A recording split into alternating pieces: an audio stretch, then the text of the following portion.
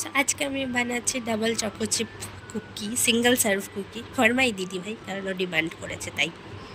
তো এখানে আমি রেসিপি দেখে দেখে মেল্টেড বাটারের সাথে সুগার অ্যাড করে নিয়েছি, তারপরে দিয়েছি দুধ, তারপরে দিয়েছি একটুখানি ভ্যানিলা এসেন্স, যদিও এটা অপশনাল। তারপরে আমি একে একে দিয়ে দেবো হচ্ছে একটু পিঞ্চ অফ সল্ট, তারপরে ময়দা, তারপরে দেবো হচ্ছে baking soda, yes not baking powder, just একটা পিঞ্চ অফ বেকিং সোডা দেবো। আর আমি কি বলছি এটা শুধু শোনো। If you want milk to add the consistency, you ইনস্টাগ্রামে দেখেছিলাম যে করতে করতেই মানে কুকির টেক্সচার চলে যাচ্ছে। আমার তো ম্যাম হতো না, আমি তো ফ্রিজে রেখে কুকির টেক্সচার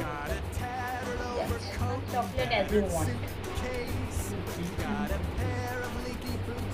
এত বেশি দেবেন না যে আমার মতো ডো কম পড়ে যাবে। তো হ্যাঁ, এখানে আমি দুটো type of chocolate, dark chocolate আর মিল্ক চকলেটকে চপ করে ওপর থেকে দিয়ে দিচ্ছি আর ভেতরে মিশিয়ে নিয়েছি। আর এখানে যেহেতু আমি দিদিভাইয়ের জন্য করছি, তো আমি একদমই কঞ্জুসি করিনি চকলেট দিতে। তো এটাকে আমাদের ফ্রিজের মধ্যে সেট করতে রাখতে হতো 10 মিনিট।